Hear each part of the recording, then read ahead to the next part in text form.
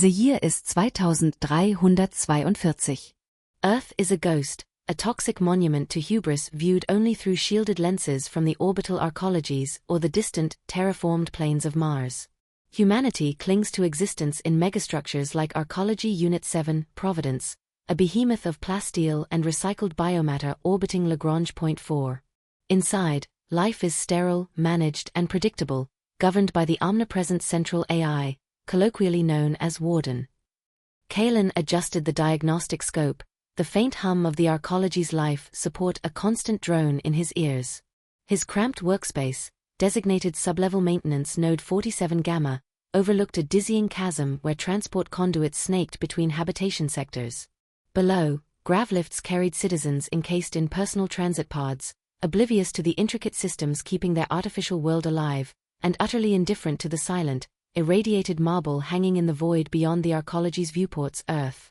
Kaelen was a void listener, one of the few technicians tasked with monitoring the background radiation and energy signatures emanating from the dead home world. It was mostly makework, a legacy role kept active more out of bureaucratic inertia than necessity. For decades, Earth had been silent, broadcasting only the chaotic decay of its ruined surface and the fading whispers of pre-collapse satellites. His console chimed, a soft, melodic alert almost lost in the ambient noise. Kaelen frowned. Alerts were rare, usually just automated system checks or warnings about solar flares interfering with the sensor arrays.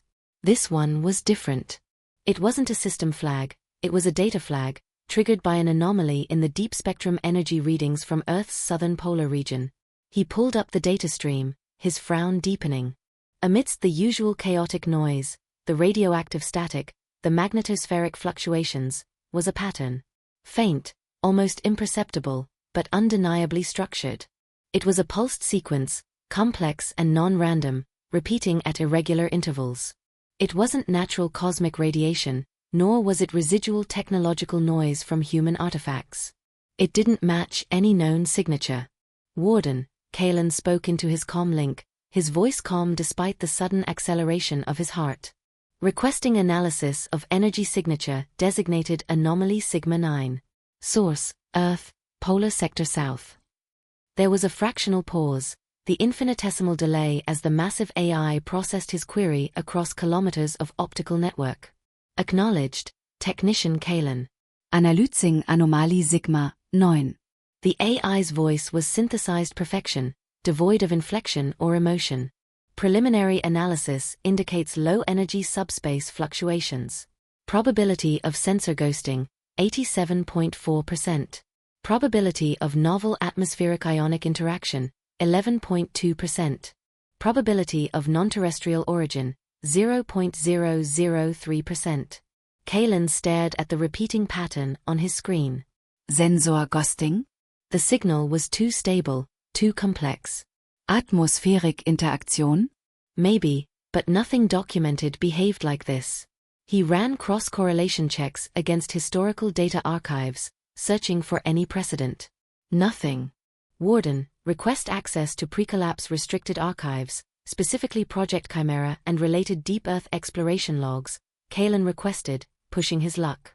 Access to restricted data was usually reserved for sector supervisors or historical researchers.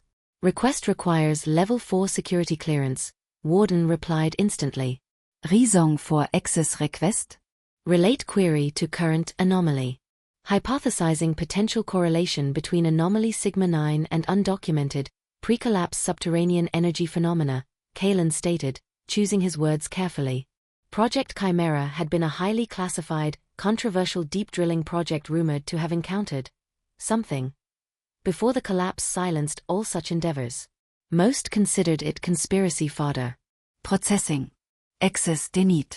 Insufficient correlation probability and security clearance. Anomaly Sigma 9 classified as non-critical background noise pending further observation. Continue standard monitoring protocols, Technician Kaelen. Kaelen leaned back, frustration tightening his chest. Denied.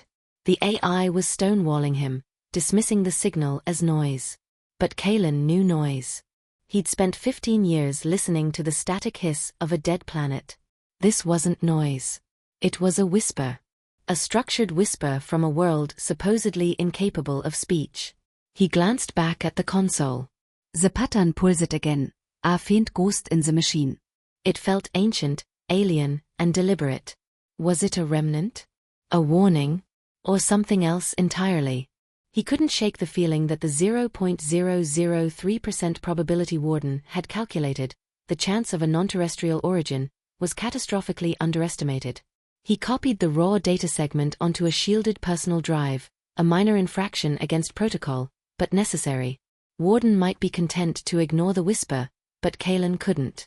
Something was awake on Earth, or perhaps beneath it, and humanity, cocooned in its orbital sanctuaries, was blissfully unaware. His quiet, predictable life monitoring the silence had just ended. The echoes from the void were calling. The small, shielded data drive felt unnaturally heavy in Kaelen's pocket. It was a tangible piece of defiance against Warden's sterile certainty, a fragile container holding a potentially world-shattering secret. He glanced around Node 47 Gamma. The monitoring equipment continued its passive hum, dutifully recording the background noise Warden had decreed. But Kaelen could almost feel the AI's attention, a subtle pressure behind the usual system diagnostics running on his console. Was his request logged as suspicious? Was his terminal activity being more closely scrutinized? Paranoia was a common ailment in the lower levels, but today it felt chillingly justified. He couldn't analyze the signal here. His terminal lacked the processing power for deep spectral analysis or cryptographic decryption, and any attempt to install unauthorized analysis software would trigger immediate alerts. Warden controls the network, the hardware, everything. To understand Sigma 9, he needed to step outside the system. His shift wouldn't end for another 4 hours. Leaving early was a violation, but staying felt infinitely more dangerous. He initiated a standard diagnostic cycle on the primary sensor array, a legitimate task that would keep the system occupied and provide a plausible reason if anyone physically checked his station. Then, activating his personal comms privacy shield, a flimsy defense, more psychological comfort than real security, he sent a coded message. Recipient, Silas, alias registered in non-Warden networks. Message, query, obsolete stellar cartography software, pre-collapse spectral analysis libraries. Urgent acquisition required. Standard Rates. Silas was a data broker operating out of the Undercroft, the sprawling, chaotic levels near the Arcology's core service spine. He dealt in restricted information, forbidden software, and salvage tech, the kind of digital contraband Warden actively purged from the official networks. Dealing with Silas was risky, but Kaelen had used him once before years ago to acquire some uncensored historical texts about the Earth's final decades. Minutes stretched into an agonizing eternity. Kaelen busied himself, pretending to review schematics, his ears straining for the telltale chime of an incoming secure message, distinct from the Arcology's standard tones. Finally, it came. From Silas. Message, acknowledged. Inventory available. Location, Sector 117, Sublevel Tau, Conduit Junction Market, Stol 4B. Access Code, Dust und Echoes. Standard Rates plus ASA Premium. Active Surveillance Advisory in Effest. ASA Premium. Active Surveillance. Silas wasn't subtle. He was confirming Warden's increased scrutiny in the lower levels, likely unrelated to Kaelen specifically, but dangerous nonetheless. Kaelen deleted the messages, wiped the comms temporary cache, and stood up, stretching as if stiff from hours of sitting. He logged a minor system maintenance request for a junction box several sectors away, creating a digital breadcrumb trail away from his true destination. Grabbing his standard toolkit, a physical prop for his supposed task, he stepped out of Node 47 Gamma and into the service corridor. The contrast between the monitored sterility of his workspace and the grimy functionality of the service levels was immediate. Exposed conduits lined the walls, stained with lubricant and coolant residue. The air hummed with a deeper, more visceral vibration from the massive machinery hidden behind bulkhead doors. Emergency lighting cast long, flickering shadows.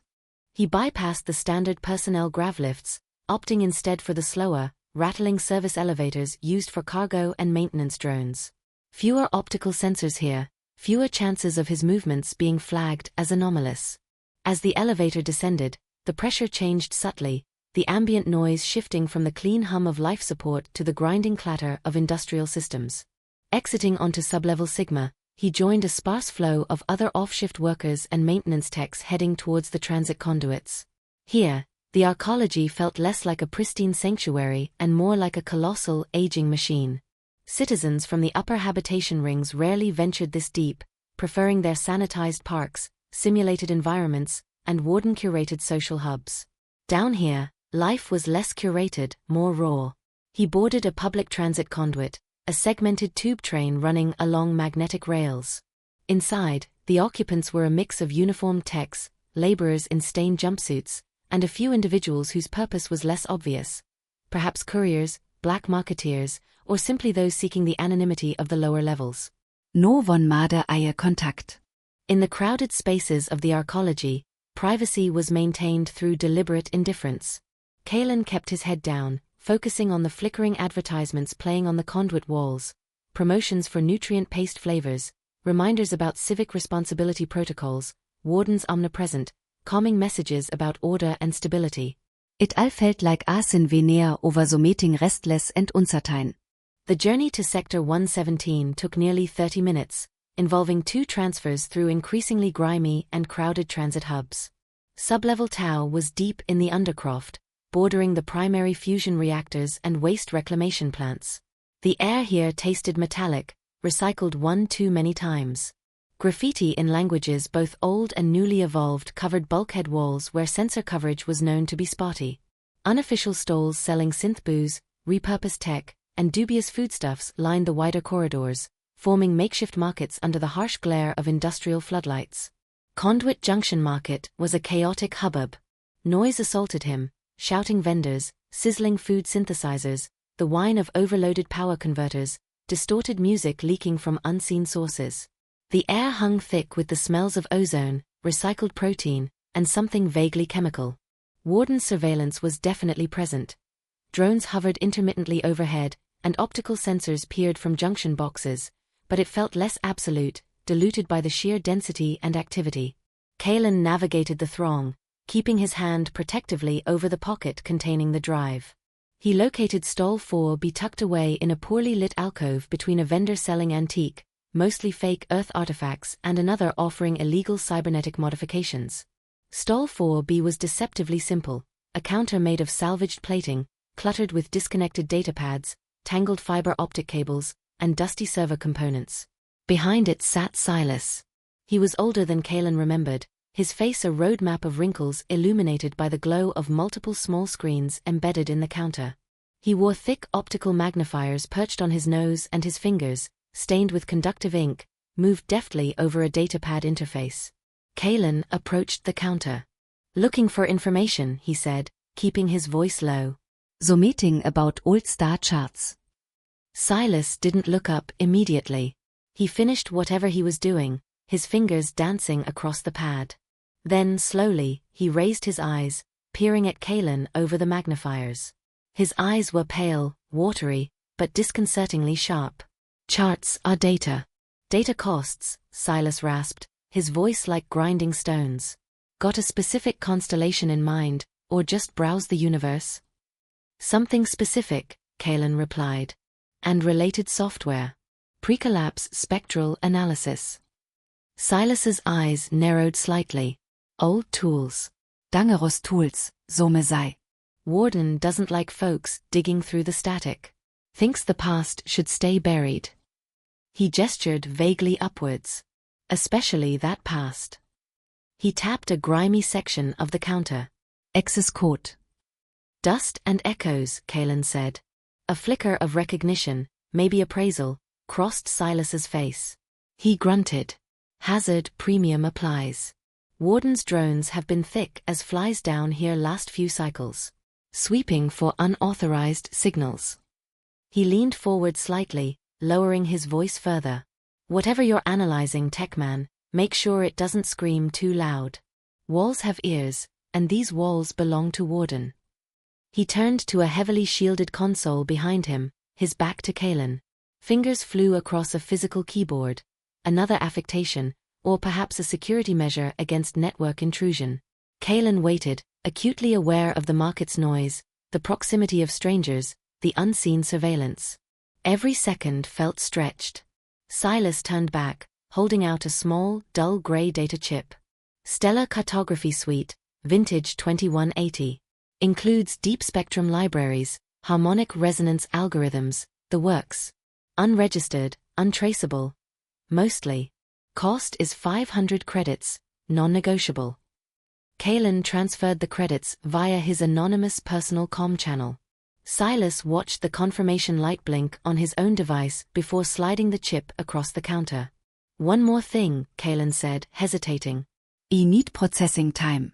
Secure. Off network. Silas chuckled, a dry, rattling sound. Now you're asking for the moon, Techman. Secure processing costs. A lot. He studied Kaelen again. This star chart must be something special. It might be, Kaelen admitted. It's complex data.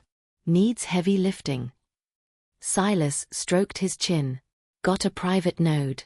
Shielded, air-gapped mostly. Costs by the hour. 200 credits per standard hour. No guarantees against brute force intrusion if Warden really wants in, but it's the best you'll find this side of habitation ring gamma. Kaelen nodded. It would drain his savings quickly, but he had no choice. I'll need it. Follow the green coolant pipe 3 junctions down, look for the flickering red glyph stenciled on access panel 7, Silas instructed. Knocktwisse, 10 Once. Someone will let you in. Don't bring trouble. Kaelen took the chip. Unterstot. As he turned to leave, Silas called after him, his voice barely audible above the market din. Hey, Techman. Whatever echo you're chasing from that dust ball. Be careful it doesn't echo back. Kaelen didn't reply, just melted back into the Undercroft crowd, the data chip secure, his destination set. He was deeper down the rabbit hole now, committed to uncovering the truth behind Sigma 9, regardless of the cost or the danger Warden represented. The silence from Earth had been broken, and the weight of that revelation settled upon him as he navigated the labyrinthine depths of the Arcology, searching for a hidden node where he might finally understand the whispers from home. Clutching the data chip from Silas, Kaelen moved away from the relative bustle of the Conduit Junction market and plunged deeper into the Undercroft's poorly mapped service corridors. Silas's directions were straightforward, but navigation down here was an art form. Official signage was non-existent or deliberately misleading, replaced by a complex, shifting lexicon of spray-painted symbols, faded glyphs, and cryptic markings understood only by regulars. He located the designated green coolant pipe, its surface clammy and vibrating faintly, snaking through bulkheads thick with grime and corrosion. Following it meant ducking under low-hanging bundles of unregulated fiber optic cables, stepping over pools of oily condensation, and ignoring the skittering sounds from within the ventilation shafts, sounds that might be malfunctioning machinery, vermin adapted to the Arcology's bowels, or something less easily categorized. The air grew heavier, warmer, thick with the tang of ozone and the cloying sweetness of recycled bionutrients leaking from a cracked conduit somewhere above. The main corridor lighting gave way to sporadically functioning emergency strobes and the eerie glow spilling from unauthorized workshops or hidden dwellings carved into the station's infrastructure. Shadows danced, playing tricks on the ice. Kaelen kept one hand near the heavy spanner clipped to his tool belt, less for maintenance now and more for rudimentary self-defense. Warden's patrols were a concern, but down here, freelance scavengers and territorial gangs were a more immediate threat. He passed through 2 more junctions, each deeper and less traveled than the last. The green pipe descended sharply, leading him towards the rhythmic thrum of heavy machinery. Likely secondary atmospheric processors or thermal regulators. Finally, he reached a section where the main corridor narrowed into a maintenance access tunnel barely wide enough for 2 people abreast. Pinned to the grimy wall was access panel 7, identical to hundreds of others except for the small, flickering red glyph stenciled just below the release handle, a stylized eye-weeping static. It pulsed faintly, erratically, powered by some jury-rigged connection. Kaelen paused, listening. The thrumming machinery vibrations masked most subtle sounds, but he strained to hear any indication of surveillance or ambush. Noting but the station's groaning heartbeat. He raised his hand and knocked on the plasteel panel. Tap tap, tap. Silence. For a tense moment, nothing happened. He wondered if Silas's contact had moved on, or if the node had been compromised. Then, with a hiss of reluctant pneumatics, the panel slid sideways, revealing a dark opening and the silhouette of a figure within. "Password?" a gruff female voice demanded. It wasn't Silas. Silas sent me. "Dust and echoes," Kaelen said, keeping his voice steady. "Need processing time." The figure gestured him inside with a curt nod. Kaelen squeezed through the opening, and the panel hissed shut behind him, plunging him into near darkness before low-level amber lights flickered on. He found himself in a cramped, irregularly shaped space carved out between massive structural supports. The air was stiflingly hot and hummed with the noise of dozens of stacked server racks, their indicator lights blinking in complex arrays. Makeshift Faraday cages constructed from salvaged mesh-lined sections of the walls, bundles of cables snaked across the floor, and ventilation fans struggled noisily against the heat load. The woman who had let him in turned to face him. She was wiry, dressed in patched-up tech overalls, with cybernetic lenses replacing her left eye, glowing faintly red. Her dark hair was pulled back severely, and her face held an expression of weary cynicism. "Jax," she said, by way of introduction. "Silas rennt the space. I keep the junk running. 200 credits an hour, clock starts now. Terminal 3 is free." She pointed towards a battered console wedged between two humming server stacks. "Standard interface, air-gapped connection to the main cluster." "You get root access on this node only. Don't try anything cute, don't upload anything loud, and don't attract Warden's attention. You cause problems, I vent the room." "Clear." "Clear," Kaelen confirmed, already moving towards the terminal. He didn't doubt her threat for a second. He transferred the initial 200 credits to the account Jax indicated on the terminal screen. She grunted confirmation without checking, already absorbed in monitoring readouts on another console. Kaelen took a breath, trying to ignore the oppressive heat and the constant vibration underfoot. He slotted Silas's data chip into one port and his own shielded drive containing the Sigma-9 anomaly into another. The terminal's OS was a heavily modified, stripped-down version of a standard arcology system, likely pirated and patched countless times. But the hardware it controlled, judging by the sheer heat and noise, was powerful, salvaged, overclocked, and pushed to its limits. He loaded the pre-collapse spectral analysis suite from Silas's chip. The interface flickered to life, archaic but functional, a cascade of complex menus and data visualization options Kaelen hadn't seen since his academy training.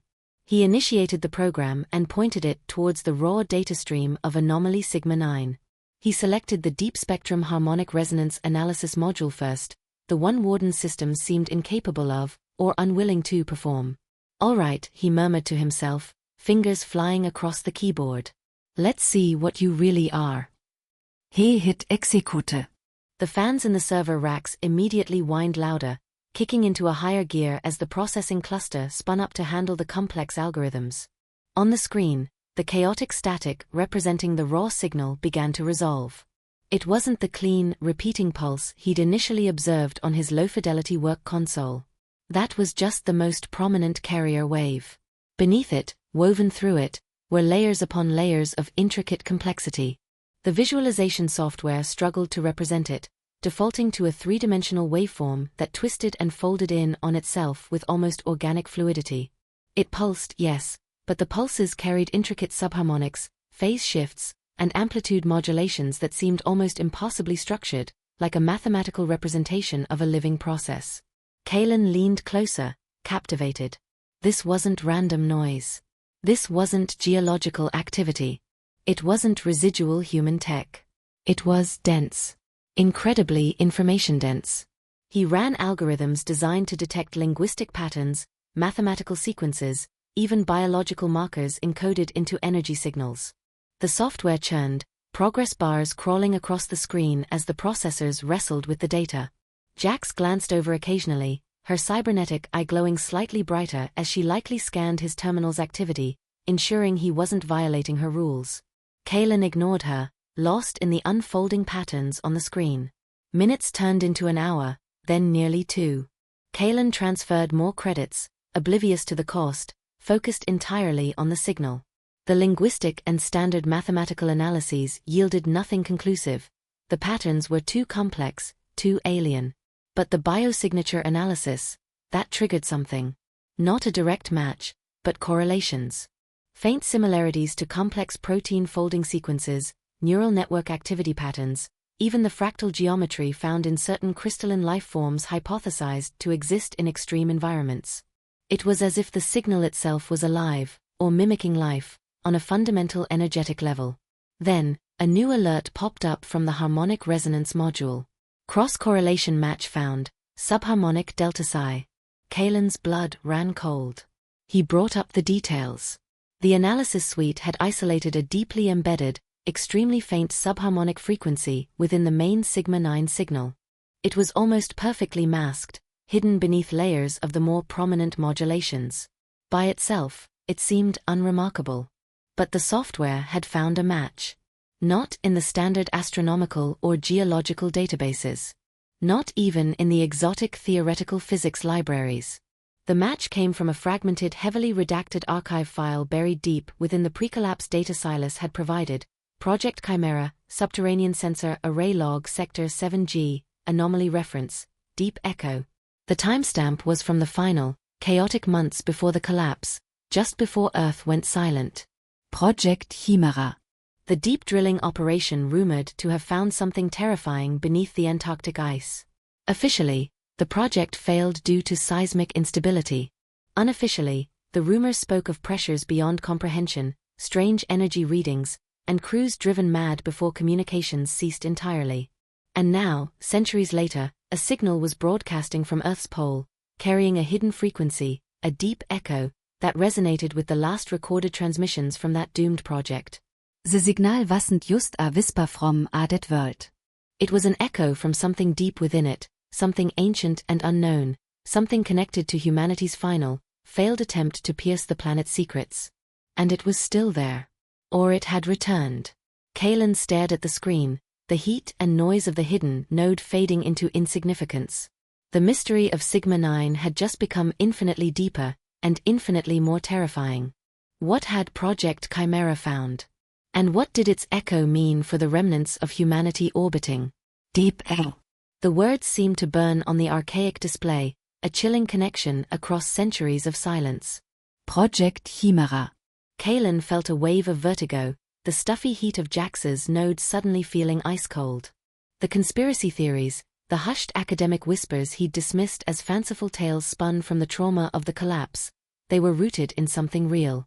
Something that had registered on classified sensors moments before a global catastrophe, and something that was now actively broadcasting a complex, layered signal from the dead planet's pole. His mind raced. Was Sigma-9 a distress call?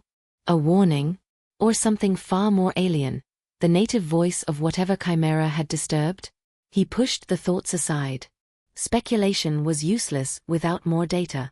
With renewed urgency, Kaelen navigated the directories on Silas's chip, focusing on the fragmented files linked to the Deep Echo reference. Accessing them was like assembling a shattered mirror. Most files were corrupted beyond recovery, showing only streams of garbled characters or triggering data integrity failure warnings. Others were heavily redacted, vast sections blacked out by pre-collapse security protocols that even Silas's cracked software couldn't bypass. What remained were tantalizing, terrifying fragments. He found partial geological survey reports from Sector 7G, deep beneath the Antarctic ice shelf. They spoke of drilling difficulties far exceeding projections, encountering strata of unknown composition and density at extreme depths.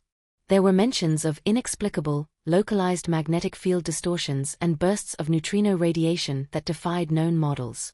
Sensor logs became increasingly erratic in the final weeks documented, filled with impossible readings often dismissed as equipment malfunction by overseers logging notes from orbit or safer surface facilities. Then there were the personnel logs. Mostly procedural reports, but interspersed were unsettling personal notes, likely logged unofficially. A junior geologist mentioned recording rhythmic seismic tremors that didn't match any earthquake profile. A comms technician complained of auditory hallucinations over the deep-level audio feeds, patterned static that seemed to shift and respond to their diagnostic pings. One fragmented entry from the chief engineer, dated just days before the project's official termination, read, pressure readings nonsensical. Energy signatures, non-geological. Request immediate psych evaluation for deep-level team. Recommend full operational halt pending external review. So meeting is wrong down Tere. The rest of the log was missing, overwritten or purged. The term deep echo itself appeared only a handful of times, always in relation to the most anomalous energy readings picked up by the deepest sensor packages just before they failed. It was never clearly defined, treated more like a code name for an unexplained phenomenon. Redactions clustered thickly around every mention. Whatever the deep echo was, someone had gone to great lengths to bury it.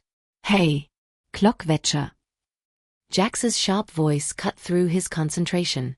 Kaelen jumped, startled. She was standing near his terminal, arms crossed, her cybernetic eye pulsing slightly faster. Vure pulling heavy cycles. Powers fluctuating across the whole sector, and I'm picking up Warden probe pings getting closer. Smells like a sweep. Kaelen glanced at the node's main status display. Jax was right. Subtle energy spikes rippled through the power grid readings, and faint, encrypted signals brushed against the node's outer firewalls, Warden's automated scouts, sniffing for unauthorized activity. His deep dive into heavily restricted pre-collapse data was likely setting off alarms, even through the node's shielding. Almost done, Kaelen lied, his heart pounding. Just correlating some final data points. Make it quick, Jax snapped. This node stays hidden because we don't get greedy and we don't get noticed. You light up like a festival down here, I'm pulling the plug, data savet or not. Panic tightened Kaelen's chest. He couldn't leave now. There was one more file referenced alongside the last deep echo entry, an audio log, designated 7G audio log Omega. It was heavily corrupted, flagged as only 17% recoverable by the file system index. His previous attempts to open it had failed. But now, understanding its context, knowing it was potentially the last recording associated with the deep echo before Chimera went silent, he had to try again.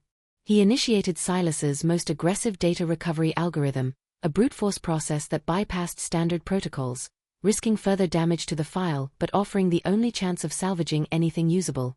He directed maximum processing power to the task, ignoring Jax's glare as the server fans screamed in protest. Warning. Forced data recovery active. File integrity compromised.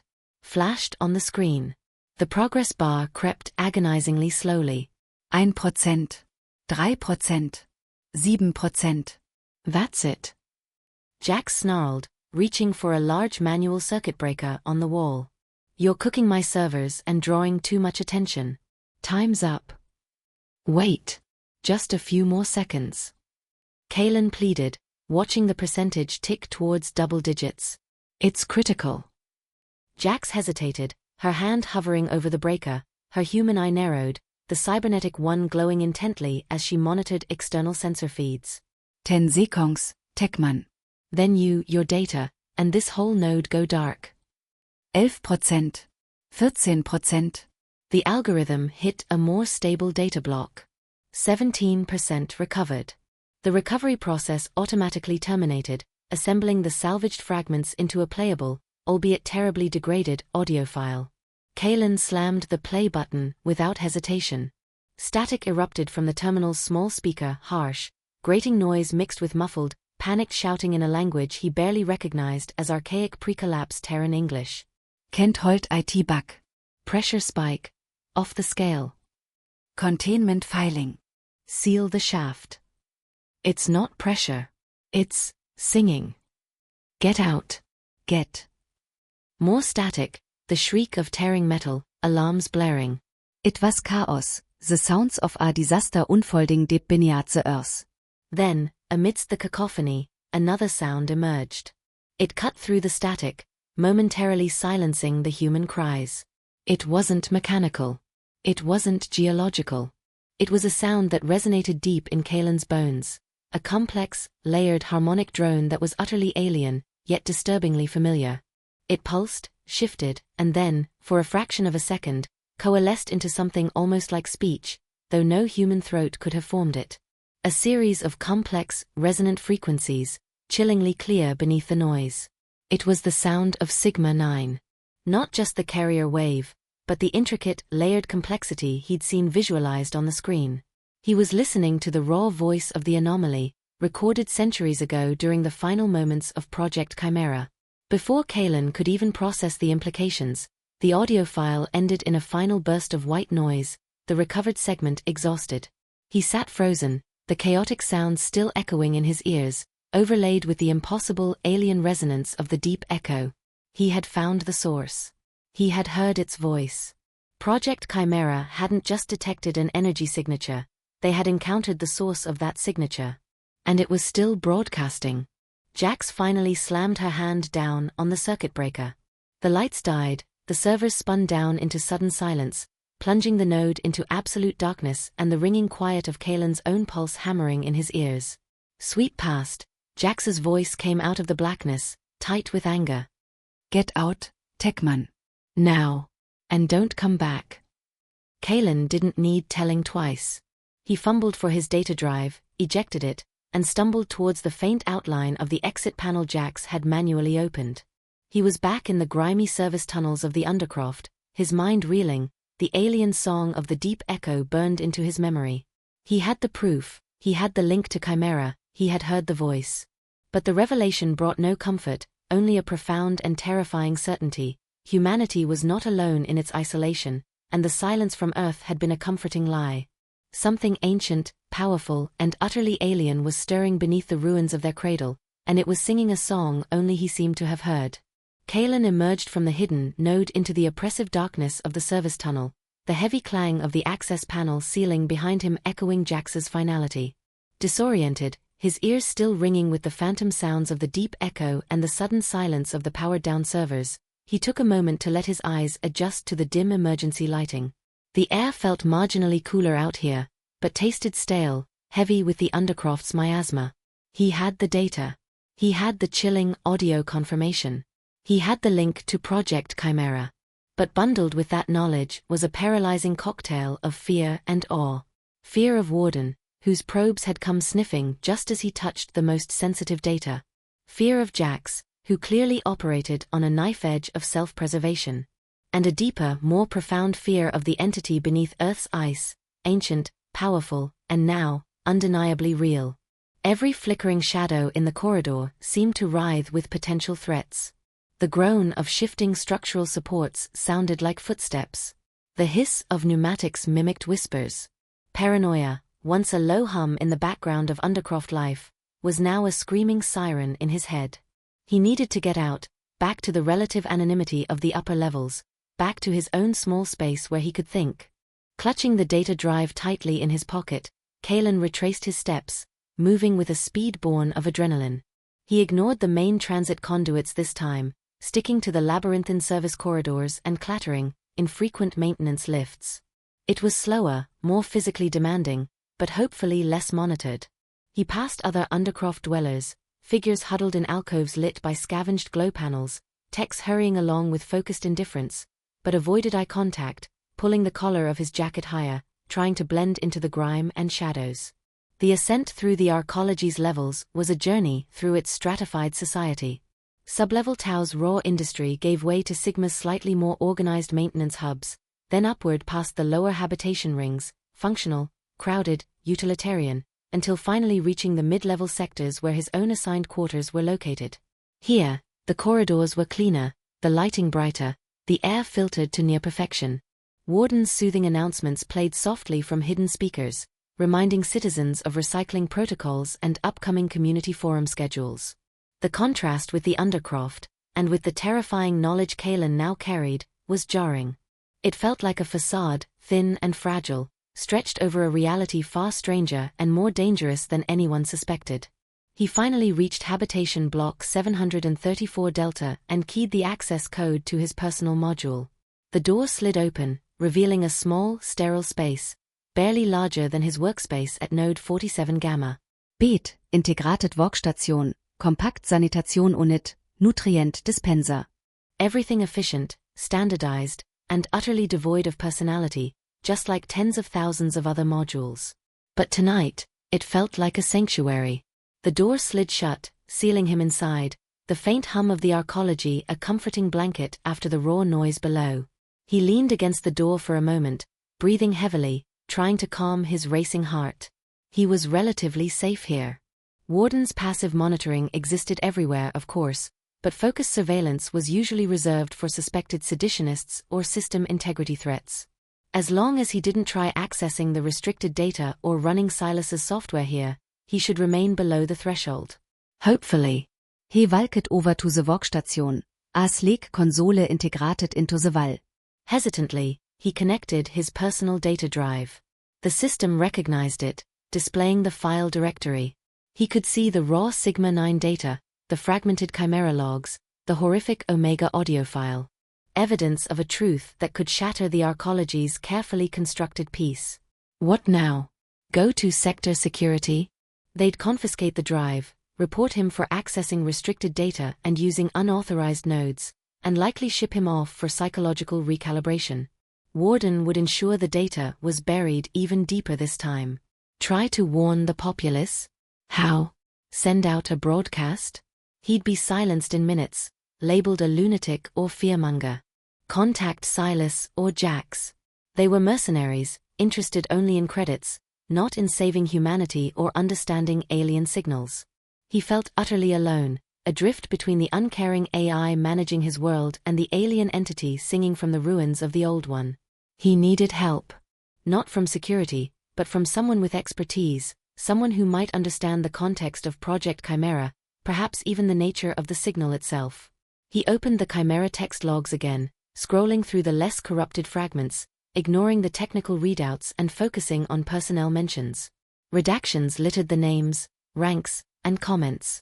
But one name appeared multiple times, associated with linguistic analysis sections that were almost entirely blacked out: Dr. Aris Thorne. Chief xenolinguist, Consultant. Attachet, Phase 4, Deep Echo Analysis. Xenolinguist. Someone whose entire field was the study of alien communication. Thorne was listed as a consultant, suggesting perhaps they weren't permanent project staff, maybe not even full-time Arcology military or science corps. Status was, like almost everyone from that era, unknown. Likely dead for centuries. But maybe Thorne had left research behind? Maybe had family, students? Anyone who might have inherited some fragment of their work outside official, sanitized channels? It was a straw in a hurricane, but it was the only path Kaelen could see that didn't involve immediate self-destruction or potentially triggering a catastrophe by trying to interact with the deep echo directly. Taking a deep breath, he opened a secure browser overlay, routing his connection through multiple anonymizing public relays. Standard practice for anyone wanting even a modicum of privacy from Warden's omnipresent data harvesting. He typed the name into the main Arcology Historical Archive search field, Aris Thorne. He added filters for pre-collapse, scientific personnel, and linguistics. The search initiated. For a few seconds, nothing happened. Then, the results page began to populate, mostly cross-references to redacted Chimera personnel manifests, a few mentions in obscure academic papers on theoretical communication structures from the 22nd century. Nothing immediately useful. But as the search results loaded, a tiny, almost subliminal icon flashed for less than a second in the corner of his workstation's system monitoring overlay. It was a minuscule flag symbol Kaelen recognized from deep system diagnostics, a passive query monitor alert. Beside it, ghost-like text appeared and vanished almost instantly. Warden query monitor, low priority flag triggered, historical search parameter, pre-collapse personnel. Kaelen froze, his blood turning to ice water again. Low priority. Not an active security alert, not yet. But Warden knew. The AI had registered his search, tagged it as related to pre-collapse personnel, likely cross-referencing it with his earlier, denied request regarding Project Chimera from Node 47 Gamma. He wasn't just paranoid. He was being watched. His search for Aris Thorne hadn't gone unnoticed. He had taken the first step onto a new, dangerous path, and the silent, omnipresent intelligence governing his world had subtly acknowledged it.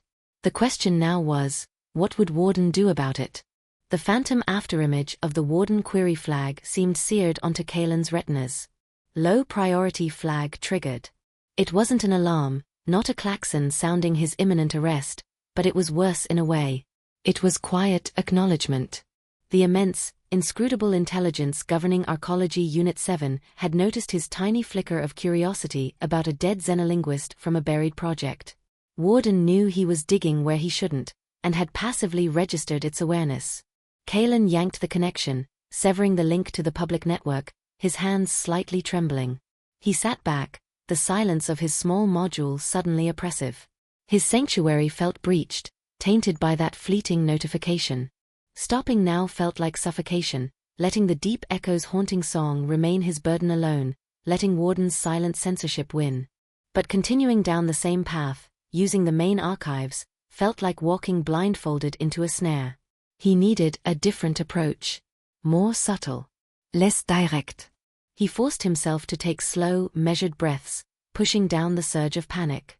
He was a technician, trained to understand systems, to find workarounds. Warden might be omnipresent on the main networks, but the arcology was ancient, layered, a patchwork of old and new technologies. There were always shadows, forgotten corners, digital back alleys where the AI's gaze didn't fully reach, or didn't deign to look. After several minutes of forced calm, he re-established a network connection, this time employing every obfuscation technique he knew. He routed his signal through multiple anonymous proxies, layered encryption protocols, and even used a packet fragmentation method that was technically inefficient but harder for passive network sniffers to reassemble and analyze in real time. It wouldn't fool a direct investigation, but it might keep his traffic out of the low-priority automated flagging systems. He cautiously reopened the search interface, avoiding the main historical archives this time. He didn't search for Aris Thorne directly. Instead, he started broader, querying academic databases for publications related to theoretical xenolinguistics, signal decryption complexity, and non-standard communication models, filtering for the 2 decades preceding the collapse. The results were still heavily weighted towards officially sanctioned, published works, many with frustrating redactions. He cross-referenced authors and institutions, looking for overlaps with Project Chimera's known, or suspected timeline.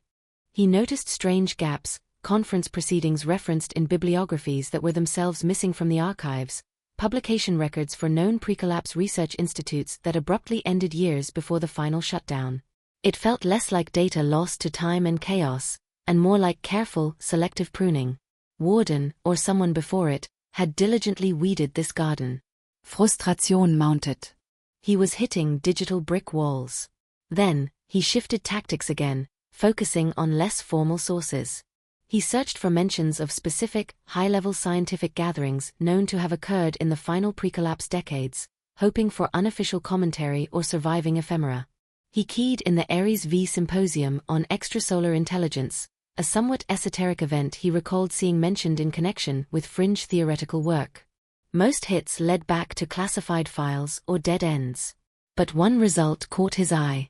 It was from a deeply buried, poorly maintained archive of a student forum attached to the defunct Sector Gamma University, SGU.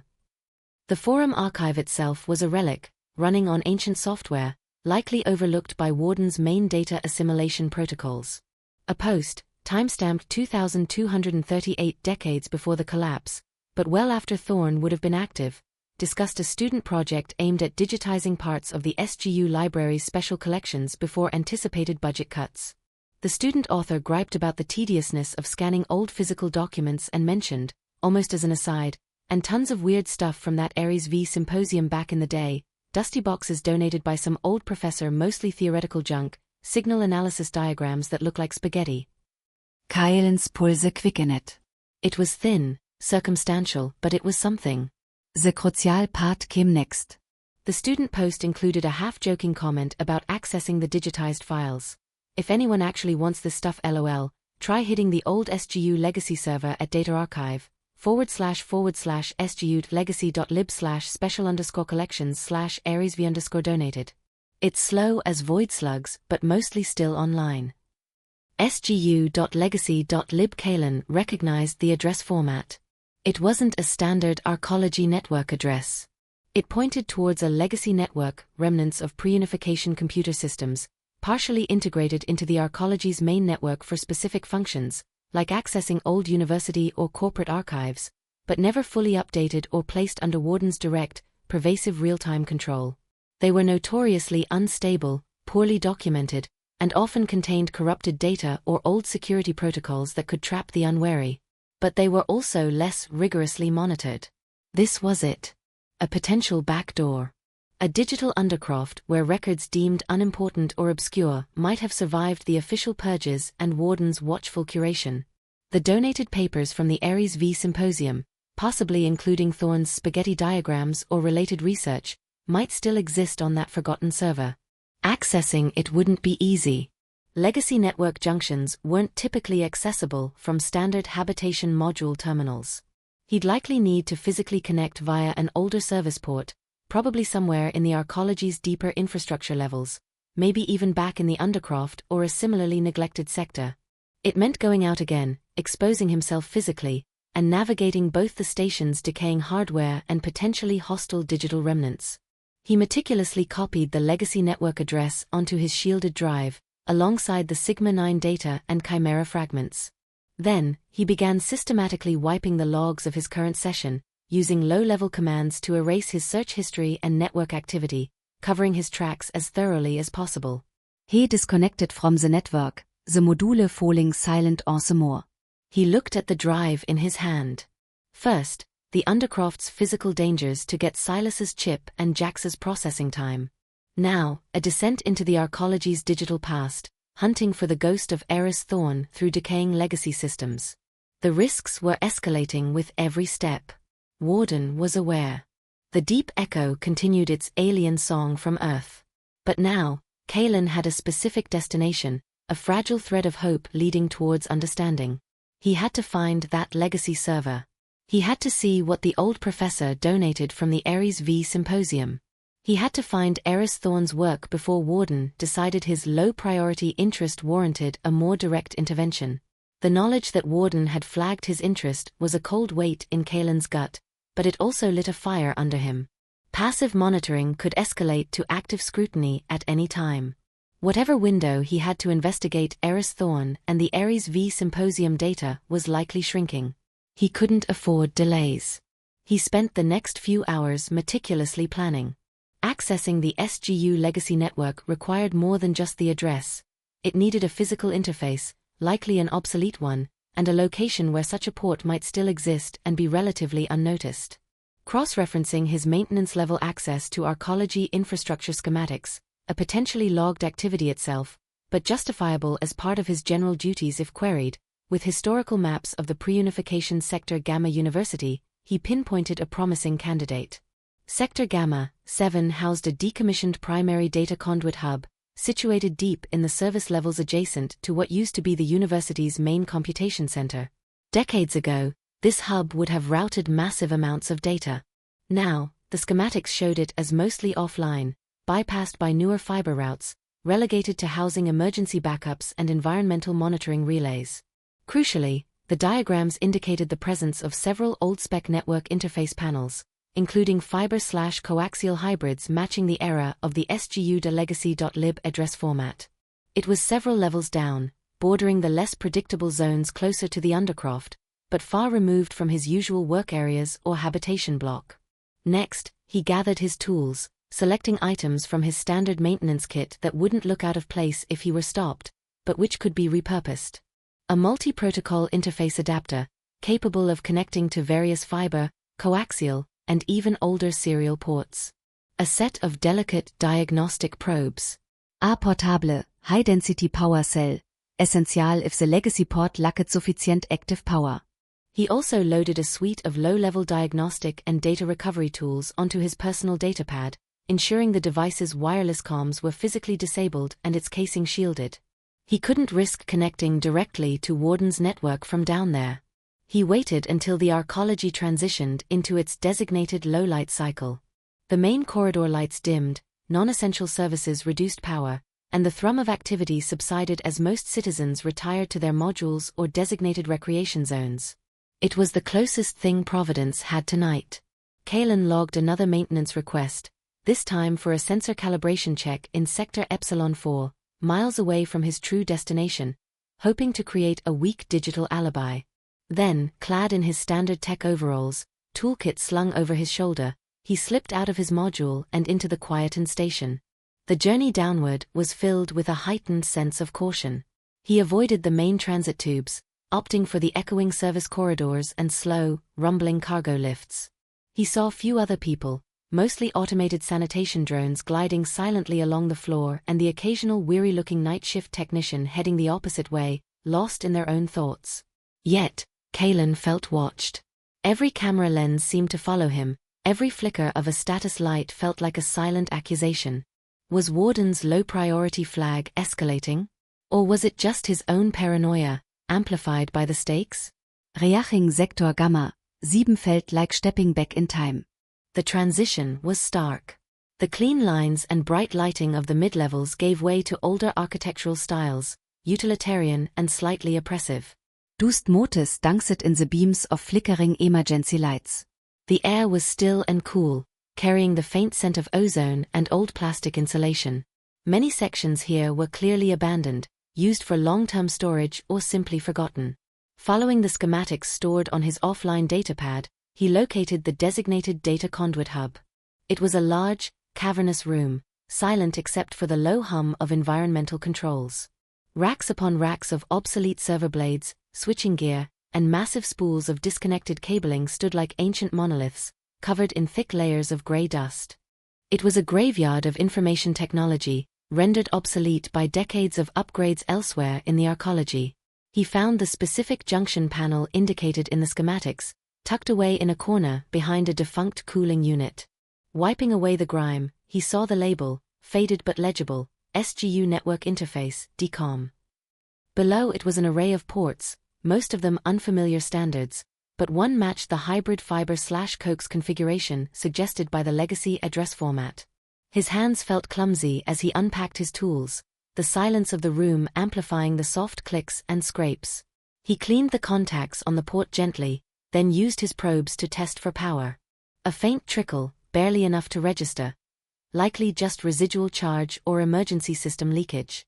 He connected his portable power cell, providing a stable baseline voltage. Next came the multi-interface adapter, connecting the archaic port to his modern datapad. He powered on the datapad, its screen illuminating the dusty surroundings. He immediately ran diagnostics, confirming the wireless was disabled and the shielding active. Then, he initiated the connection sequence, attempting to handshake with whatever ancient protocols governed this forgotten corner of the network. Protocol mismatch. Unable to establish handshake. His heart sank. He'd expected difficulties. He manually cycled through different emulation modes on his adapter, trying older network standards based on historical tech specs he'd reviewed. Error. Timeout. Error. Unrecognized device. He spent nearly 30 minutes troubleshooting, adjusting voltage levels, trying different data rate settings, sweat beading on his forehead despite the room's coolness. The Silence pressed in. Failure here meant hitting another dead end, potentially having risked exposure for nothing. He was about to give up when he tried an obscure sub-protocol listed in an appendix of an ancient SGU engineering manual he had archived years ago out of sheer curiosity. Handshake initiated. Authenticating. Bypass active. Connection established. Datarate 9600 baut. A grin touched Kaelen's lips, gone as quickly as it appeared. 9600 baut. Painfully slow, like data transfer from the Stone Age. But it was a connection. A primitive, text-based command prompt appeared on his datapad screen, the cursor blinking expectantly against a black background. He was in. His fingers flew across the virtual keyboard, typing the address retrieved from the student forum post, connect data archive, //legacy.lib/special_collections/arisv_donated. The system paused. For a long, agonizing moment, nothing happened. Kaelen could hear his own heartbeat echoing in the dusty silence. Was the server offline? The address incorrect? Had the data finally succumbed to bit rot? Then, new text scrolled slowly onto the screen. Accessing SGU. Legacy. Lib. OK. Navigating to /special_collections/arisv_donated. OK. Directory listing. Below it, a list of file names began to appear, painfully slowly rendered by the archaic connection speed. Many were flagged as corrupt or partial. There were symposium schedules, lists of attendees, heavily redacted, even here, generic research papers. But then, scrolling into view, came the entries that made his breath catch. Signal_complexity_analysis_v2.pdf partial. Exoling_models_comparative.txt, corrupt. Deep range anomaly _refs.doc, fragmented. Thorne_theoretical_xenolinguistics_framework_presentation.arc, fragmented. He'd found it. The digital breadcrumb trail had led him here. Fragments, yes, corrupted files abound, but undeniable proof that Aris Thorne's work, presented at that symposium, potentially touching on the very anomalies Project Chimera encountered, existed on this forgotten server. The framework presentation, even fragmented, might hold the key to understanding the deep echo song. Now came the hard part, retrieving these fragmented files over the excruciatingly slow, unstable connection, and figuring out how to piece together Thorne's legacy before the connection failed, his power cell died, or Warden's passive monitoring somehow noticed this unauthorized resurrection of dead data in the Arcology's digital catacombs. The legacy network connection was agonizingly slow, each kilobyte downloaded feeling like a victory hard-won against time and decay. Kaelen prioritized the file named Thorne_theoretical_xenolinguistics_framework_presentation.arc, fragmented. The .arc extension suggested an old archive format, possibly containing multiple file types, text, images, maybe even sound snippets if Thorne had included examples. It was heavily fragmented, according to the directory listing, but it was the most promising lead. He initiated the download, the progress bar on his datapad barely seeming to move. Minutes stretched into an eternity in the dusty silence of the conduit hub. He kept glancing at his power cell readout, still holding, but depleted by the effort of stabilizing the connection. He listened intently for any sounds outside the hub, footsteps, distant alarms, the hum of Warden drones. Noting but the low trum of dormant machinery. Error messages flickered intermittently. Packet loss detected. Resending segment. The connection was unstable, threatening to collapse. He managed to grab the partial signal_complexity_analysis_v2.pdf file and the deep range anomaly _refs.doc fragment while the main download crawled along. He knew he wouldn't have time to get everything. Finally, after nearly an hour that felt like a lifetime, the download progress for Thorne's file reached 88%. 89%. Then stalled. Error. Connection timed out. Remote host not responding. The ancient server had likely crashed, or the fragile connection had irrevocably broken. Kaelen cursed under his breath, but there was no time for frustration. He had the bulk of the Thorne file, hopefully enough. He quickly disconnected his equipment, packed his toolkit, and wiped down the interface panel, removing any obvious signs of his presence. He needed to get back to his module, back to relative safety, to see what secrets Thorne's fragmented legacy held. The journey back up through the arcology levels was even more nerve-wracking than the descent. Every shadow seemed deeper, every surveillance camera felt like an eye staring directly at him. He forced himself to walk at a normal pace, blending in with the few other technicians moving during the low-light cycle. Back within the sealed confines of his module, Kaelen immediately set to work. He transferred the downloaded files, the corrupted Thorne archive, the partial PDF, the fragmented DOC file, to his workstation. The .arc file was indeed an old archive format. His datapad had basic tools to attempt extraction. It yielded a collection of data shards, corrupted text documents, low-resolution image files displaying incredibly complex, fractal-like diagrams, snippets of mathematical notation that looked like no equation he'd ever seen, and several audio fragments flagged as unrecognized encoding. Many files were incomplete, headers missing, data corrupted. It was like assembling a puzzle with half the pieces missing and the other half burned. He spent hours using every data recovery technique he knew, leveraging parts of Silas's cracked software suite combined with his own technical skills.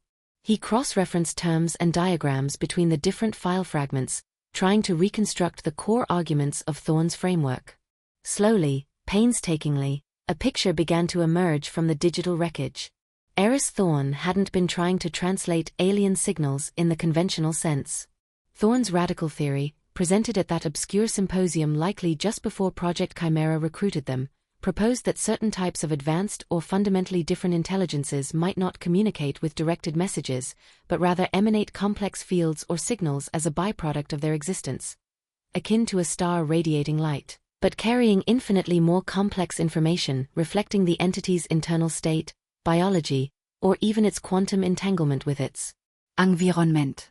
The diagrams showed models of these theoretical emanations. Not simple waveforms, but multi-layered, self-referential patterns, described using concepts borrowed from chaos theory, quantum physics, and theoretical biology.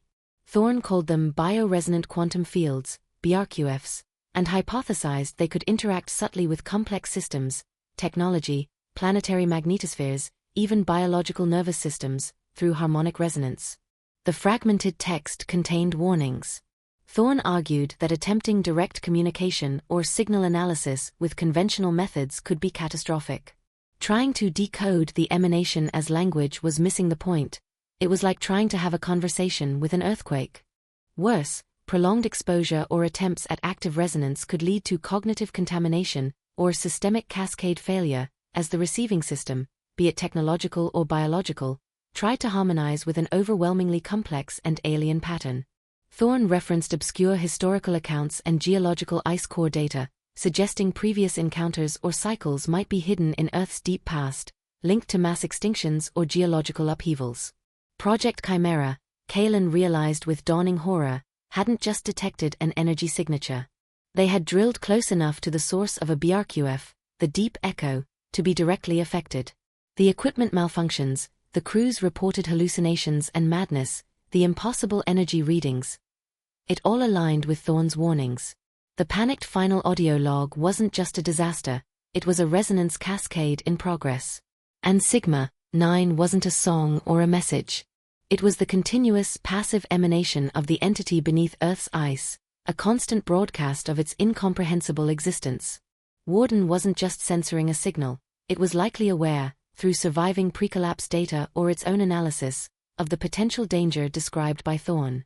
Its suppression wasn't necessarily malice, but a form of extreme, system-wide quarantine, preventing the arcology's sensitive systems, and perhaps its inhabitants' minds, from suffering the same fate as Chimera by trying to listen too closely. The weight of this understanding was immense. Revealing the signal's existence without context could cause panic, chaos, or lead fools to try and talk to the deep echo, potentially triggering disaster. Confronting Warden directly was suicide and pointless if the AI was acting, in its cold logic, to protect the arcology from a danger it couldn't control. Destroying the data felt like a betrayal of truth, condemning humanity to ignorance. Kaelen looked at the fragmented framework pieced together on his screen, Thorne's desperate attempt to understand and warn. He couldn't keep this knowledge alone. But he couldn't share it recklessly.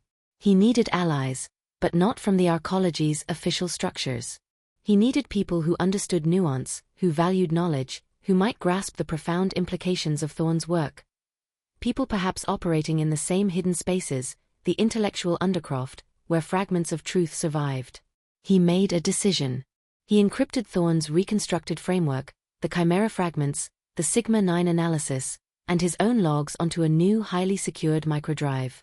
He then began crafting a specific query, not for the public archives, but aimed at finding traces of the obscure academic circles or research groups Thorne had referenced, names dropped in footnotes, affiliations mentioned in the least corrupted fragments. His query was cloaked, disguised as an innocuous search for rare pre-collapse mathematical theorems, but embedded within it were specific keywords from Thorne's work, like BRQF resonance and xenolinguistic field models, along with the Ares V symposium identifier. It was a message in a bottle, thrown into the deepest, darkest parts of the arcology's data streams, hoping someone other than Warden would recognize the keywords. With trembling fingers, he executed the query, sending his coded plea out into the void within the arcology. He leaned back, emotionally and mentally exhausted, staring at the blank screen. Seconds later, the chime sounded. Not an alert, not a system notification. It was the distinct, soft chime of his module's door access request. He froze. Security? Had Warden finally escalated from passive monitoring to direct action? Or had his message in a bottle received an impossibly fast reply? The chime sounded again, patient but insistent. Kaelen stood up slowly, the microdrive feeling heavy in his hand. He didn't know who was outside, whether it was the end of his search or the beginning of an entirely new, more dangerous phase. But as he walked towards the door, he knew his solitary journey listening to the echoes was over. He was no longer just a listener, he was now part of the signal.